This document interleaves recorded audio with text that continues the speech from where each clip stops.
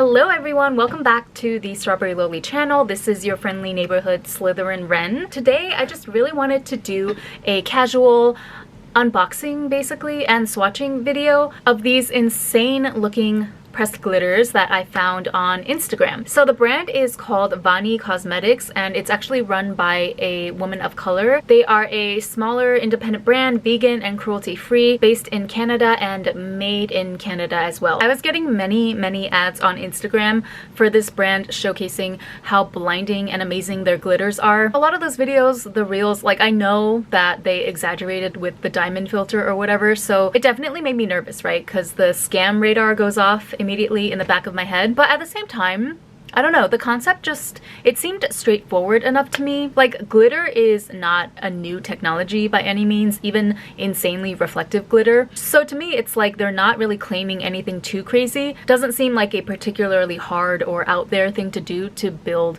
this small brand around, yeah, just really blinding pressed glitters as your core offering. The most sensational thing that they claim is that these glitters don't require any glitter glue to adhere to your skin, and that doesn't even sound that outlandish to me. Plus, when I searched for reviews online, people actually gave them pretty decent reviews across the board. Now, are some of those fake? I don't know, honestly, but the point is, I was intrigued enough to just go for it and place my order. Overall, I would say I pretty much got what I expected in terms of, I knew it was going to be a mixed bag of experiences, and that's what it turned out to be. So I have the order right here. Came with this pink tissue paper. It took a little less than a month, between 3 and 4 weeks, for my package to arrive. ColourPop and Lethal Cosmetics and other brands, I will say they managed to get my order to me a little quicker, usually within 2 to 3 weeks. However, typically with overseas orders, I am pretty lenient and I will be willing to wait up to 6 weeks before I start getting antsy. Oh, I also ended up having to pay 1,400 yen worth of tax in order to receive my package, which was kind of annoying, but again, I was not really surprised. I did see in the brand's responses to some people online complaining about that part. They said that they were working towards making it so that their international customers would not have to cover the customs duty in the future. They said right now they're too small and don't really have the capacity to do so. Whatever, it's a valid reason, I think, so I'm not upset about that. I do feel that the product itself is just a little tad bit overpriced though, and that's why I feel like putting the additional onus on the customer to pay the customs tax is kind of pushing it. I'll insert a copy of my receipt here because I don't remember off the top of my head how much everything cost, but it was around $150 US dollars. So I purchased their 18 pack of their best-selling pressed glitters and one of their Elixir multi-chrome flakes, which is like a looser, chunkier glitter type formulation. So I will swatch everything in a bit, but before you see that, I just want to point out what the packaging looks like. You can tell they tried their best, but at the end of the day, it gives very DIY vibes, right? Like pressed and packaged in the back of someone's garage vibes. Nothing wrong with that per se, you know, as long as everything is clean and sanitary, I don't care. More power to small businesses, but I don't know, it just looks like not the sharpest packaging in the world. The empty palette that they gave is also pretty flimsy, I would say. The magnet holding the cover down is not even that strong, but whatever, it gets the job done. And I do like the big clear window pane that allows you to see all the contents inside. But yeah, back to the eyeshadows or the pressed glitters. The thing that throws me off the most is the fact that none of the shade names are written anywhere on the outside packaging or the actual backside of the eyeshadow pan.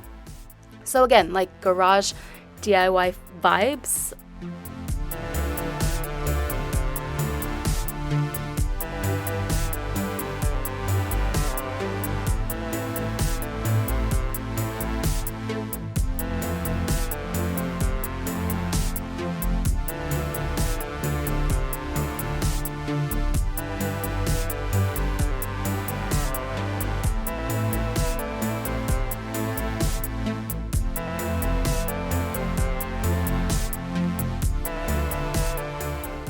Anyway, here are some swatches. I mean, you can see they are crazy, pretty, and reflective, and I will say they do adhere very tightly to the skin, so they weren't lying when they said you don't need glitter glue.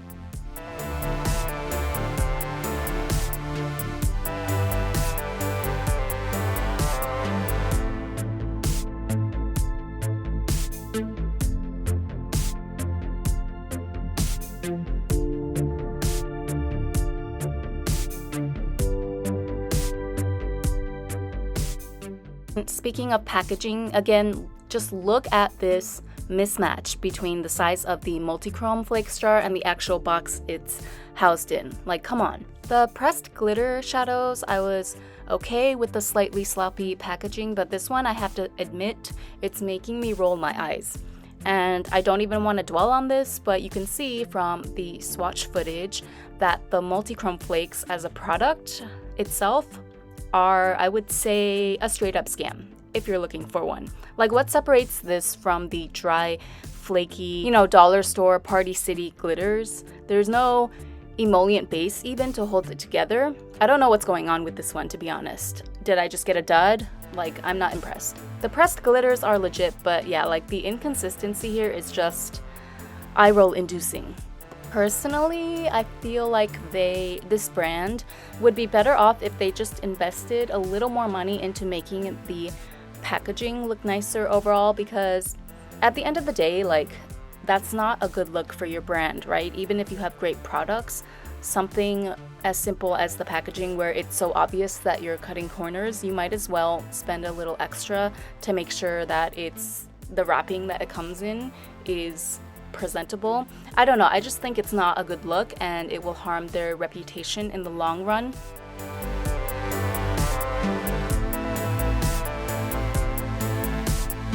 Anyway, I'm definitely excited to start playing with these. You can obviously use them as regular eyeshadows to just amp up the volume of your looks to the 1000th degree. Or I'm also really curious to see how easy or not it would be to use these as glitter liners almost. I think if I could figure out a way to apply these as liners and do crazy glitter graphic liner looks, that could potentially turn out really, really cool. Yeah, so let me know, what do you think of this brand? Have you guys been spammed by Vani Cosmetics on Instagram too? Or is it just me? I'm a little bit conflicted almost showing this video to you guys, because it's like, if you're me and you get distracted easily by shiny things like a crow, this is gonna look so tempting based on the swatches alone. But then taking into consideration the not so great presentation or packaging of it all, coupled with the high price point, I don't know if I can necessarily recommend these in good faith, Personally, I am very happy that I went ahead and placed the order. I'm gonna have my own fun playing with the pressed glitters for sure, but yeah, I can't exactly be like, oh, go buy this now. So yeah, that's all I can really say for now. Thank you so much for watching as usual, and I'll catch you in my next video. Bye!